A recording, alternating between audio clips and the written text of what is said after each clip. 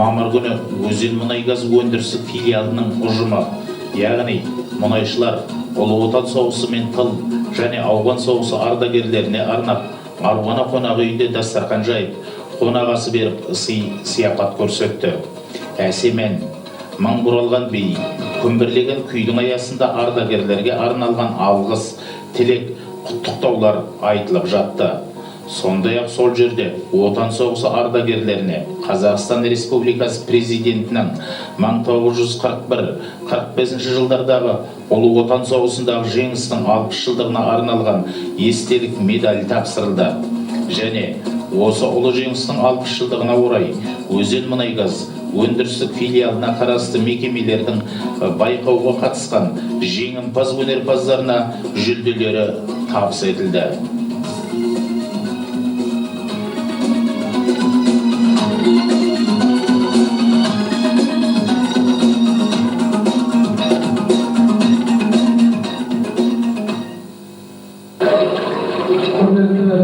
Жаңаөзендіктер, құрметті Отан соғысының ардагерлері, құрметті тыл ардагерлері, құрметті мұнайшы қауым, бүгін сіздерге біз Жаңаөзен қаласының мұнайшылары, Қазмұнайгаз ұлттық мұнай компаниясының мекемелері сіздерге арнап, ұлы жеңістің 60 күндеріне арнап, дастархан жайып сіздерді осында шақырып отыр.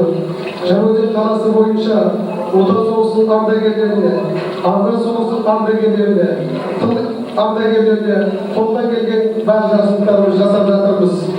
Ақсақалдарымыз Москваға дейін, мына астанамызға дейін барып қызықтап келіп жатыр. Біздің Өзен ардагерлері тек қана соғыста еңбек етіп қана қоймай, қазір бейбіт өмірде жас ұрпақты тәрбиелеуде өз үлесін қосып келе жатыр. Бұл орайда осыдан 20 жылдан бұрын астам құрылған Жаңаөзен қаласындағы ардагерлер клубының басқарып отырған Өтежан ағамызға қала әкімшілігі атынан, қала мәслихатының атынан мыңдаған алғыс айтамын. Себебі жас ұрпақты патриотизмге тәрбиелеу, отансүйгіштікке тәрбиелеу мәселесін осы біздің ардагерлер клубы қолға алып отыр.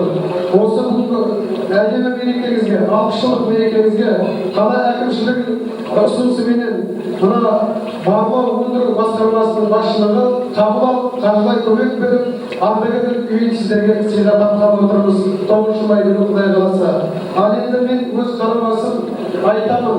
Бүкіл Қазақстанда, тіпті мына советтік одақтың құрылған елдердің кеңістігінде тақ өзеннің ардагерлерінде сый-сияпатқа ілініп отырған азаматтар көп емес деп есептеймін. Сондықтан осыған бәріне сіздерге жағдай жасап отқан біздің мұнайшыларымызға, оны басқарып отқан Мұрат Ізбергенұлына, Жарқын Кәсіпқалиұлына, Ұзақбай Сүлейменұлына қала әкімшілігінің атынан, ардагерлер атынан мен мыңдаған алғысымды айтамын. Сіздерге осы соғыста бейбітшілік үшін соғысында, ашық аспан үшін соғысында сіздердің тілеген ойларыңыз қабыл болып, ұлы жеңіс келді. Сондықтан сіздерге айтамын, бүгінгі мерекеңіз мықты болсын, тойларыңыз тойға жалғасын, елдеріңіз мықты болсын, өсіп жатқан ұл-қыздарыңызды қызығын көріңіздер. Құрметті Ұлы Отан және ауған соғысы ардагерлері, құрметті әріптестер, бүгін біз ерекше салтанатты мейрамды атап өткелі отырмыз. Ол Ұлы Отан соғысының 60 жылдық мерейтойы. Сол соғыста қаза болған әкелер, аталарымыздың және бүгінгі ардагерлердің бұдан 60 жыл бұрын көрсеткен елін жерін қорғаудағы ерліктерін сөзбен айтып жеткізу мүмкін емес. Жылдар өткен сайын мағынасын да, ұлылығын да, биіктігін де айқын көрсетіп келе жатыр. Ол ақиқат. Елін сұрапыл жаудан қорғауда қажырлы да батылдығына тән отан сүйушілігі бүгінгі жастарға үлгі өнеге. Елі үшін күш қуатын жан аямайтын әке аталарымыздың арқасында жалпы қазақ халқы егемен республика болып шаңырақ көтеріп бүкіл әлемге танымал болды.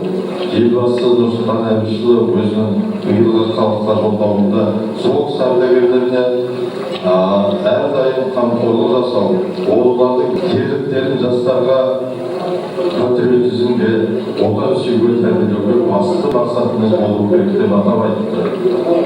Осының белгілі соңғы жылдары өзенге белгілі өзен бойынша ардагерлердің коммуналдық төлемдерінен, телефон төлемдерінен 10 миллиондай қаражат бөлініп отыр.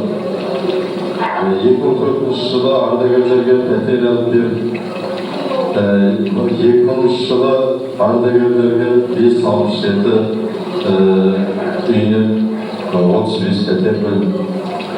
Осындай жақсылықтар жылдан жылға өзінің ретін тауып келді. Осылардың барлығы да осы еліміздің сол кезде қиын жағдайдан өткенде біздердің бәрімізді қорғап қалған осы үлкен ағаларымыз бен аталарымызға істеген кішкентай ғана мұнайшылардың осы өзінің құрметті деп білеміз.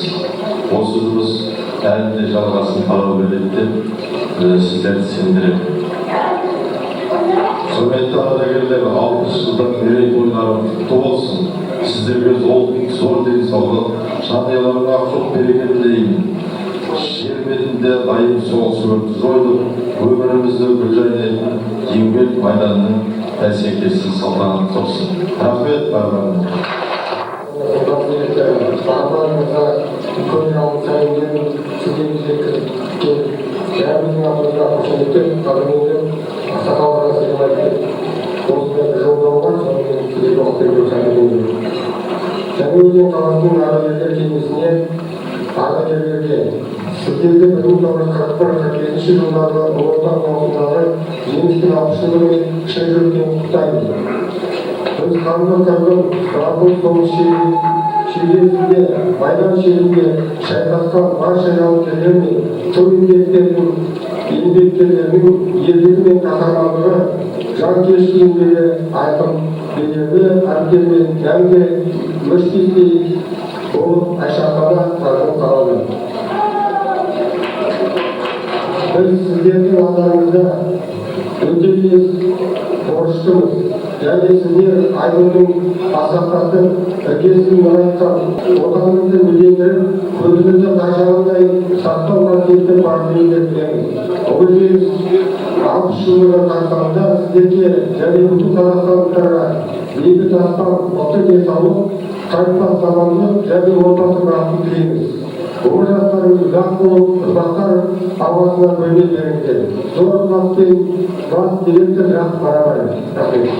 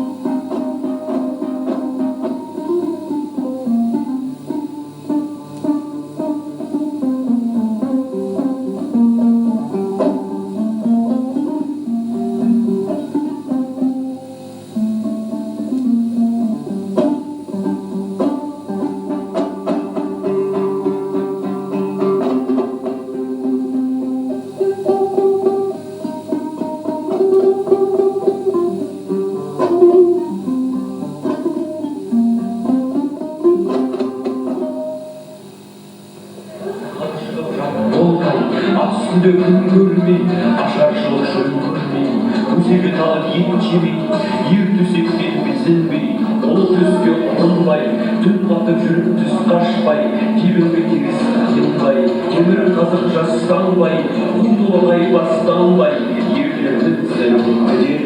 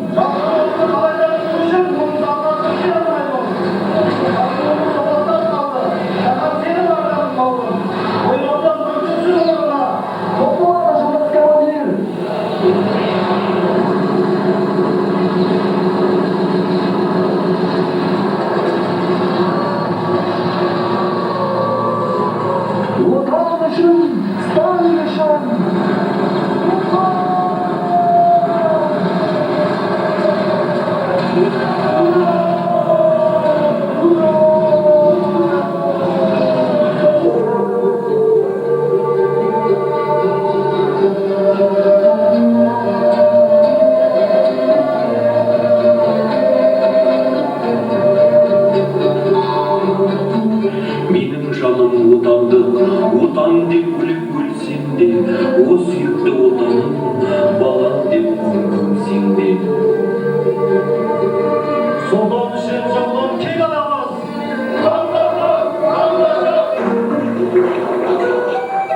қоныс әлем алдында жеңеміз, жеңіс біздікі. Аллахыр самарай. Совет разговоры. Жаптыр мой аузында самарай.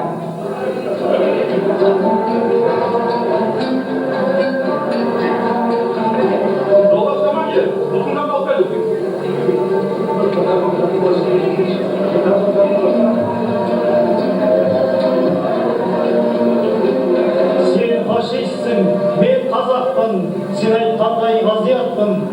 Олай болмады, бұлай болды, болдым құлы сен мазақтың.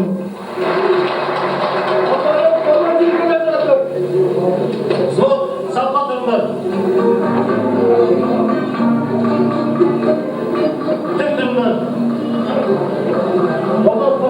Отстой!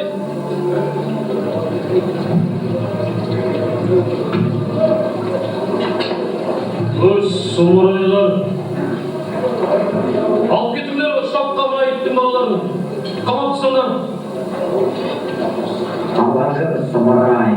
Шнар. Аса ярды, тез жырылға. Кимді қапу? Сөйлеме, иттің баласы. Совет разговоры. Жан Сұлтан Баймағамбетов, Александр Матросовтың таңғажайып ерлігін қайталаған екінші жауынгер, қазақ жауынгері. Ол біз үшін үлкен мақтаныш. Жүздеген солдаттарды ажал тырнағынан алып қалды. Өзінің жеке басының ерлігімен бүгінгі шайқастың тағдырын шешті. Біз сұлтанды отанымыздың ең жоғары наградасына ұсындық.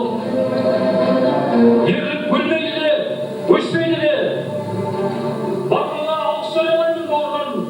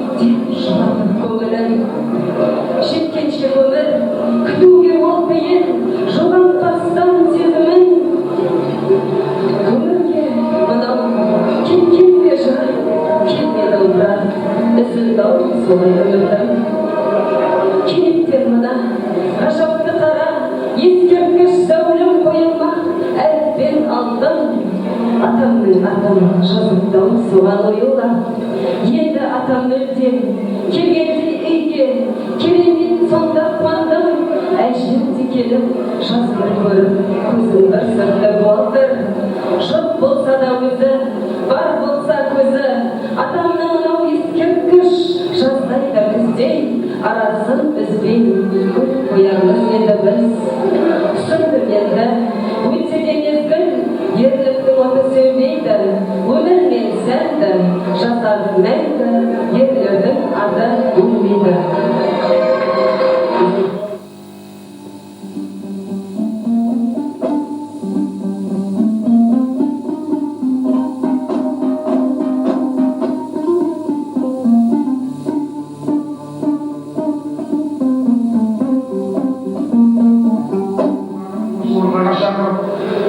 де осындай ардагерлермен біздегі ардагерлермен теңестіргенменен солардың аяғы болып баратқан ауған соғысы ардагерлері осы қаламыздағы әкімшілікке, өзен район басшыларына, басшысы Мұрат ағамызға біз де үлкен алғысымызды айтамыз. Біздің Жаңаөзенде осы 200 соғыс алған ардагерлері бар. Солардың барлығының осы отырған жігіттердің үстіндегі формаларының кейбір жетіспеген заттарының барлығының осы өзен мұнай-газдан Мұрат ағамыздың бөлінген ақшасымен алынған заттардың алынатыдан. Осы жерде айта кететініміз, осы қаламыздағы правкомның апамыз Нұрмұхан апамызға да көп рахмет айтамыз. Соның арасында біздерге көмек көрсетіп отырған ең бірінші әкімшілік Жалғас Бабахановқа шексіз алғыс айтамыз. Себебі ол осы қоғамның құрылғаны бері қарата біздермен бірге үлкен жұмыстар атқарып, енді мінекей біздерге өзімізге кеңсе салып, ардагерлермен теңеп, екінші осы ардагерлердің қасынан екінші айдан біздерге де офистер бар, біз де оған қуаныштымыз. Ал енді ардагерлерге тілейтін тілегіміз сіздерге зор денсаулық, ұзақ өмір сүре беріңіздер. Кеше бір ағамыз айтып кетті, мен 84-темін, әлі таяқ ұстаған жоқпын деп. 90-ға дейін таяқ ұстамаңыз, 100-ге дейін таяқ ұстамаңыз. Сіз жүре берсеңіз, біз де ешқашан қартаймайтын шығармыз деп ойлаймыз. Ал тойшылардың барлығыңызға көп рахмет. Осындай дастархандарыңыз кең болсын, ауыздарыңыз бір болсын, аспандарыңыз ашық болсын, денlerіңіз сау болсын. Рахмет, сау болсын.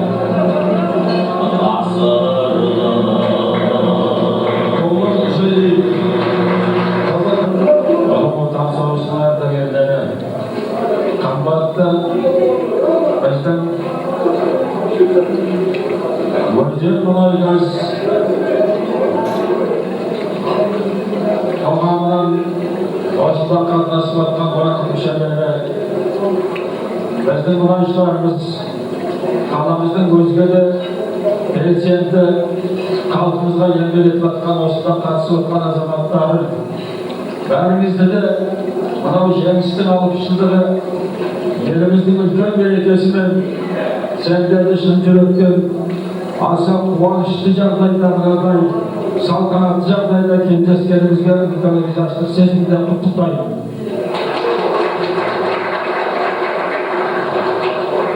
Бұл мереке бүкіл еліміздің халқымыздың мерекесі. Біздің халқымыз бұл мерекені біздің өміріміздің, біздің халқымыздың тарихы, үлкен тарихи белесі деп қарайды. Өйткені бұл біздің бүкіл мемлекетіміздің бұрынғы советтік мемлекеттің кейін біздің Қазақстанның өзіміздің ұлттық республикамыздың бәрінің тағдырын шешкен мереке. Сондықтан біз оған аса қуаныштымыз. Соның ішінде біздің қаламыздың басшы азаматтарына, қала әкімшілеріне, мұнайшылардың басшыларына Мұрат Ізбайханұлы бастаған. Онан кейін әрине біздің одан да жоғары басшыларымыз бар. Осы қаланың уәкілдері қатынасып отыр.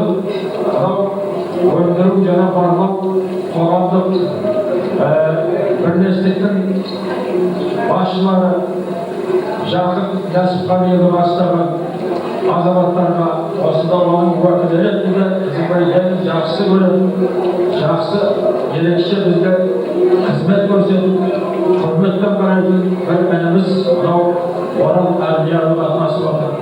Міне осы бәріңізді де үлкен сондай ризашылық сезімменен сендердің бәріңізді құттықтаймын және біз өте ризамыз. Өйткені ардагерлердің үлкен мәселесі біздің қаламызда шешілген. Ардагерлердің мәселесі шешілмей қалмайды. Әлде шешілмеген болса, олар шешіледі. Оған біздің сеніміміз мол. Сондықтан сендерді көп уақытыңызды алмайын. Береке құтты болсын, еліміз тыныштықта болсын, балаларымыз бақытты болсын, қызықты қуанышты өмірде кездесіп тұрайық бәріміз. Құтты болсын.